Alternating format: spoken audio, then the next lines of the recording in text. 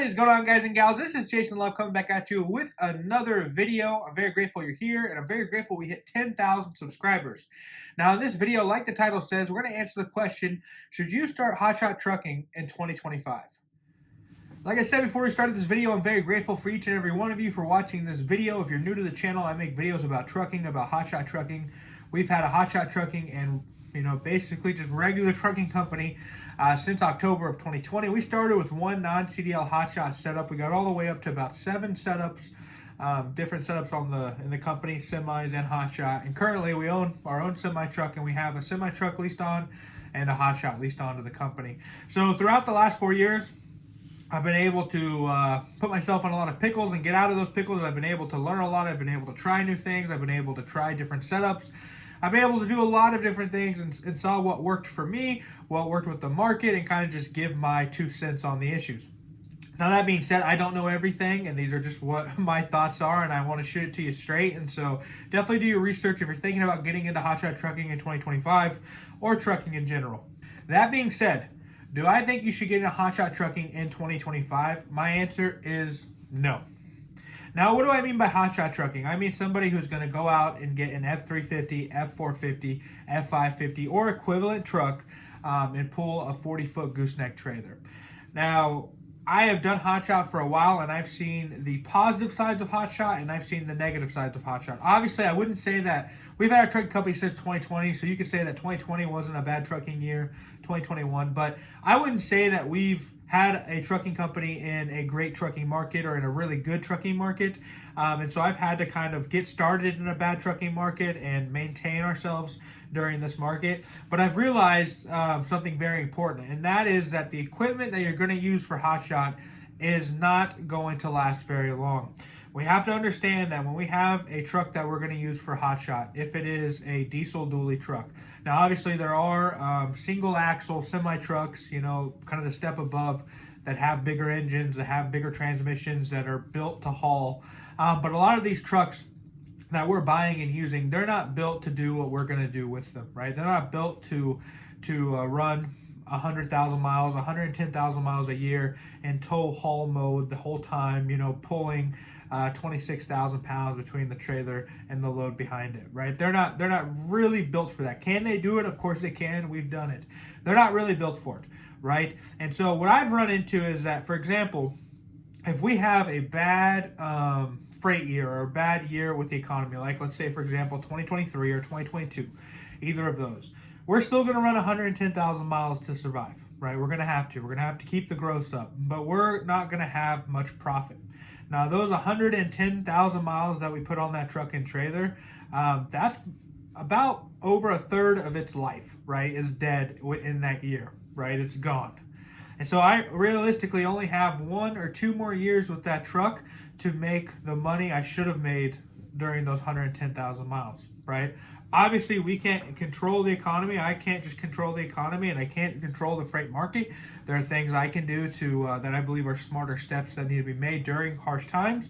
But at the end of the day, if it's a bad year and you decide, hey, I'm going to get into trucking this year, or let's say 2025 is a really good year, but 2026 is bad, you're really taking life out of your equipment every single year. You are drastically taking life out of your equipment every single year that you use it, right? So when the going is really good for hotshot, you can make good money. There's no question about that. But when the going's not so good, you are going to take a lot of life out of your equipment, and you're kind of just, a ticking time bomb of when you're going to need to buy a new truck or buy a new trailer. Now, it's kind of the reverse with semi-truck, right? And, well, it's kind of the same thing, but a semi-truck has a lot more life in it, right? I believe our semi-truck right now, knock on wood, is operating good, but it has roughly 650,000 miles on it.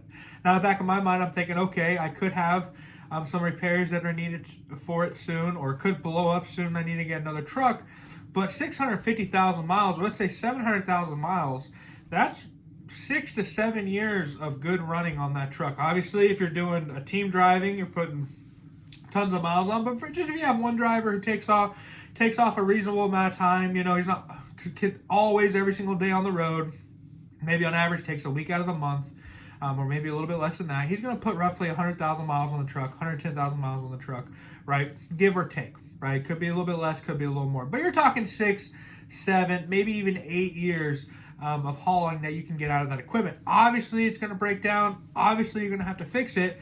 But when it comes to drastic things that can happen, you have a lot more life with a semi-truck. So that really helps you get through tough years. It really does. So if you have a tough year with the semi-truck, it's not nearly as important as if you have a tough year with a hotshot truck, right? Because a hotshot truck only has 3 years of hard running in it, when a semi-truck can have 7 or 8 years of hard running in it. And I would say, putting the money in a semi-truck to rebuild an engine or to put a new transmission in it or do something like that, if it is the right truck, don't do it for every truck, is worth it.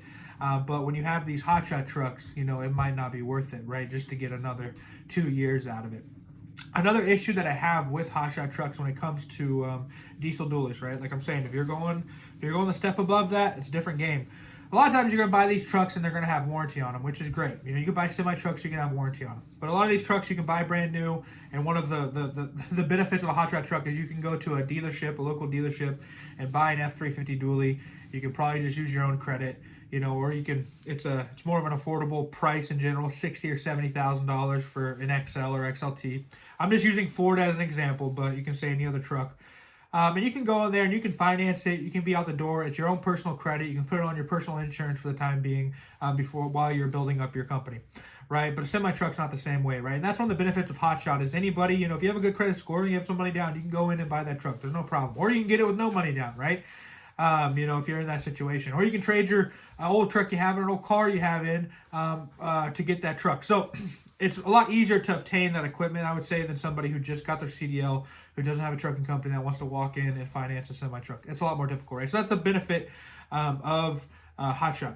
Now with Hotshot, you're probably going to get an okay warranty on it, whether it's 150,000 mile or 100,000 mile powertrain warranty, motor and transmission.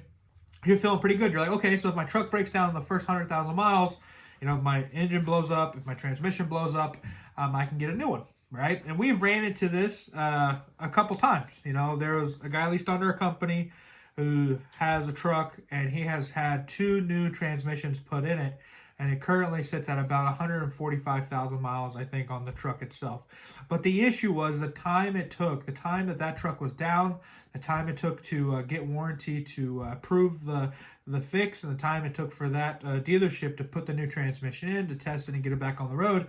I mean, during those 2 new transmissions, he was probably off the road for 3.5 months, 4 months in total, 2 months for each one, or maybe even a little bit more than that.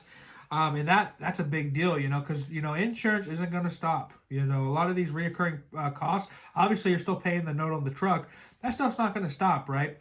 And so even though it does have warranty, the time off the road is going to be what kills you. It's going to be what kills you. And when you have a truck that has warranty like that, say it's Ford, you really only want to take it to a Ford dealership. Like, you want to take it to somewhere that's going to work on the truck.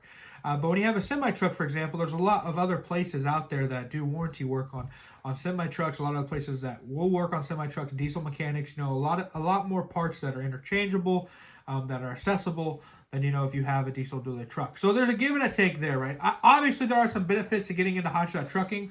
That's probably why you're thinking about it. But I want to be truthful about my biggest issue with Hotshot. Now, with semi-trucks, for example, you are going to be able to haul more weight. You can haul on your 53-foot step deck that you get. You can haul 46,000 pounds. You can get a ramp kit on it and do any hotshot load you ever wanted to do. But really, I think the end-all, be-all is just how long that equipment's going to last you. And even if we're in a bad situation, if you're in a bad situation when it comes to the economy in your company, you're still going to have time with that truck afterwards, right? You might have to put some miles on that truck this year. Maybe 2025 is not going to be as good as we're hoping. It's not taking, a third or a half of the life out of your equipment. It's only taking, a sixth of the life out of your equipment. You still have 5 years to make it up, right? And so that's something that I wanted to address. Should you start hotshot trucking in 2025? I would say no. Honestly, I would say no. Every year I've made this video and I've kind of gotten more and more to I wouldn't, but you could do it like this, or I would because of this. But I would say no, mostly that's the biggest part. I have some other reasons as well, but I wanted to lay that reason out for you. If you're thinking about getting into hotshot trucking, think about that, right? The equipment you're going to buy is not going to handle what you're going to do with it, you know. And we've had trucks that handle it pretty well, but they still run into big issues under 200,000 miles. And, you know, if you look at a semi truck with 180, 190,000 miles, it's just broken in, right? It's basically new, you could say. So definitely take those into consideration, guys. And like I said, these are just my opinions. If you want to full send it, bro. We full sent it in 2020 knowing nothing. You know, go after your dreams. But do research, you know, talk to people that you trust, prepare, and just be realistic. You know, it's not easy. It's going to be difficult. It's very difficult, but if I can do it, any of you guys can do it as well. So I hope you enjoyed this video. Like I said, like, comment, subscribe. I hope you all have a great day and enjoy 2025.